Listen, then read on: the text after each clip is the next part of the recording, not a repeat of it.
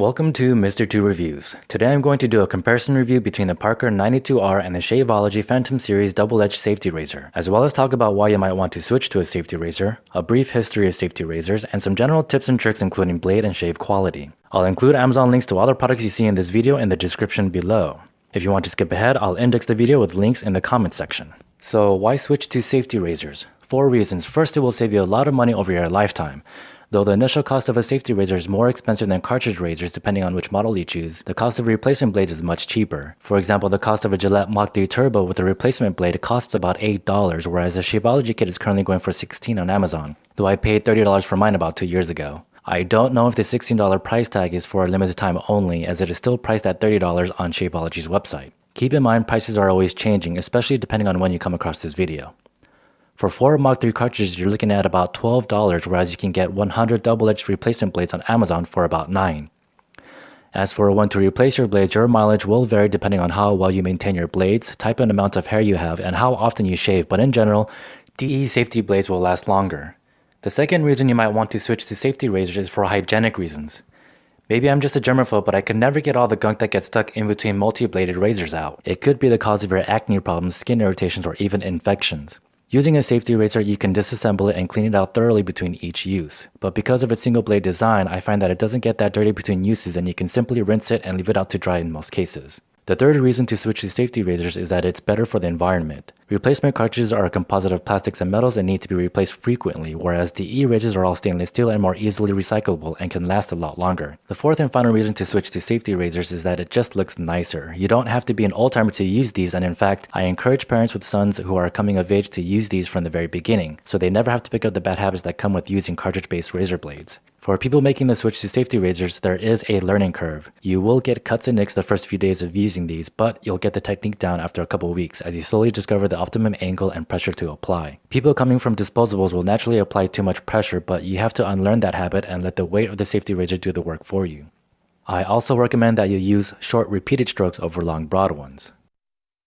The term safety razor was first used in a patent issued in 1880. Before this, most men had to use single straight-edge blades which required a fair amount of skill. Though the first safety razors were also single-edged, they required less effort due to the angle of the blade relative to the handle. Hence, a significant amount of men relied on professional barbers to get a good cut. The safety razor allowed the everyday man to achieve a decent cut with relative ease. Gillette became a dominant force in the razor industry when he was awarded a contract by the government to supply American soldiers during World War I. As gas warfare was new, razors were important to ensure gas masks would make an airtight seal around a cleanly shaved face. These soldiers were allowed to keep their kits after the war, thus cementing Gillette's company in the razor market. The success of Gillette relied on the use of the disposable blade model, as stropping and honing blades required a high degree of skill.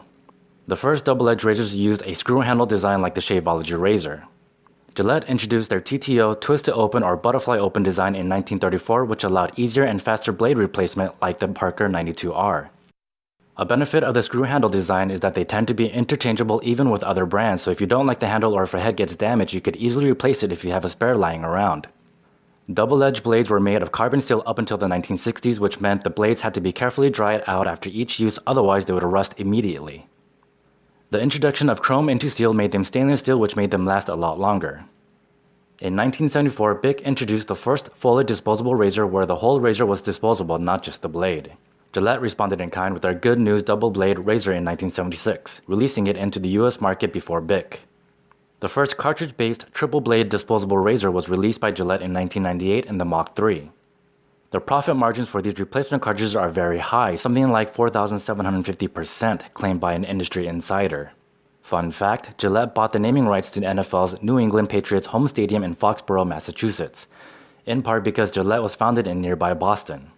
Gillette was finally bought out by Procter & Gamble Company in 2005-2006, and their headquarters are near each other in Toronto, Canada. The Parker 92R is made by an Indian company founded in 1973 and run by the Grover family. They introduced their line of products in the US market beginning in 2005. Parker makes a wide variety of razors in various styles and functions and is known for their quality builds. I can attest to this, as the Parker 92R that I have owned for 2 years has held up quite nicely and shows little signs of wear, even though I've dropped it a couple times by accident onto a ceramic tiled floor. The Parker 92R was introduced in 2011 and is an ultra-heavyweight TTO design, weighing in at about 89 grams or 3.1 ounces according to my scale. Amazon says it's 3.4 ounces. The TTO twist to open or butterfly open design makes it quick and easy to clean and change blades. It features a solid brass frame with an advanced plating process for a durable polished finish. The handle is about 4 inches long or 10 centimeters and has a black knurled texture giving it a good grip. It comes loosely and unceremoniously packaged in a plastic bag and a cardboard box with 5 Shark Super Chrome replacement blades. The packaging leaves something to be desired, but the blades it comes with are high quality and very sharp. There are 2 potential problems users may face with this, one being the head may become loose while using, so you'll want to make sure it's screwed tight. You also need to be careful with your grip so you don't inadvertently loosen it while it's in your grip hand, as it's fairly easy to do if it's not tightened. 2. One of the butterfly doors could get misaligned like it did on mine, I suspect because I dropped it onto a ceramic tiled floor. It must have bent the centerpiece off alignment, causing one of these doors to possibly close when you don't want it to. A quick fix is to bend the centerpiece back the other way. Now it doesn't close unwantedly unless you force it. Shaveology is an American brand founded in 2014. Their products are made in China, so there is a chance you could get one that slipped by quality control. Mine, for example, came with a tiny chip in the head that started to rust, but I was able to get rid of the rust using a steel wool. This product does come with a lifetime guarantee, unlike the Parker, so you could always just get it replaced, which I intend to do. I'll come back with an update with my experience with their customer service department. The razor comes with a polished acrylic handle, which I really like, but some users may experience a problem getting a firm grip with soapy hands. For the most part, as long as you don't get soap on your grip hand, you shouldn't experience any problems getting a good grip. Shaveology also offers another razor called the Griffin that comes with a silver knurled handle for a single color look, but I like the two-tone look. I think it looks nicer. The handle is a little shorter than the Parker at 3.5 inches, and the razor is a little lighter at 69 grams or 2.43 ounces. It also comes nicely packaged and presented with a cutout for each accessory, which includes a polishing cloth, a leather guard, and a box of 5 replacement blades by Bailey. I found that the blades aren't as sharp as the Shark blades that come with the Parker, but you'll want to experiment with other blades. So out of these 2 razors, which one would I pick? I would have to say the Shaveology. Not only is it half the price of the Parker at the moment, but I think it's worth it just for the accessories that comes with it. You can store the head in the leather guard, which is nice in and of itself, and carry it easily in 2 pieces, which take up less pack space versus the 1-piece Parker. The polishing cloth is a nice touch, so your piece always looks nice and shiny. The Shaveology's chrome polished look also makes it look more like a luxury item versus razors with a knurled handle, so it looks more refined and fancier in the bathroom. I've never experienced a problem with the screw handle getting loose unlike the Parker, and I also like that it's interchangeable with other screw type handles, so you could always mix and match to suit your style. Definitely go with the Shaveology if you're getting it as a gift for a friend, father, son, boyfriend, or husband. The way it's packaged and presented will make the receiver feel like they're getting a more expensive product, even though it's currently half the price of comparable models, though just as good. I would also include a sample pack of replacement blades so they can discover what works best for them, as all blades are not created equal, and some perform better than others according to how they will be used and hair types.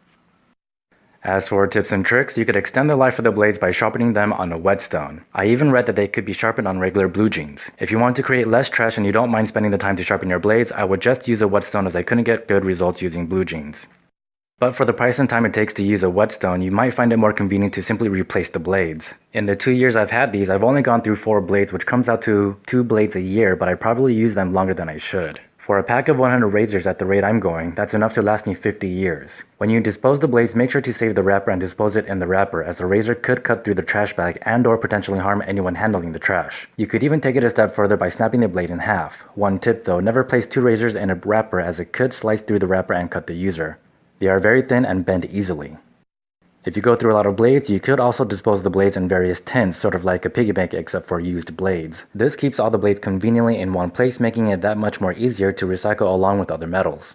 If you liked the World War I era kits, you can get the khaki case from RazorEmporium.com for about $25 to store your chosen razor in, or you can get the whole set for $85 that includes a Gillette OEM 1910s era replated razor and 5 replacement blades. The case itself only resembles the old khaki kit, but I still think that's pretty cool and might get one for myself. Unless one of my friends, family, or future girlfriend sees this Christmas present. Excuse me. Well, that concludes my comparison review of the Parker 92R and the Shaveology Phantom Series Double-Edged Safety Razor. If you found this review helpful or informative, please give it a like and subscribe. If you become one of my Patreon supporters, I will definitely answer any questions you have about the products I've reviewed. Coming up next on Mr. 2 Reviews, I'll be doing my 10-year review on Leatherman's Skeletal CX and Style CS. Click the notification bell if that's something you'd be interested in, and I'll see you in the next one.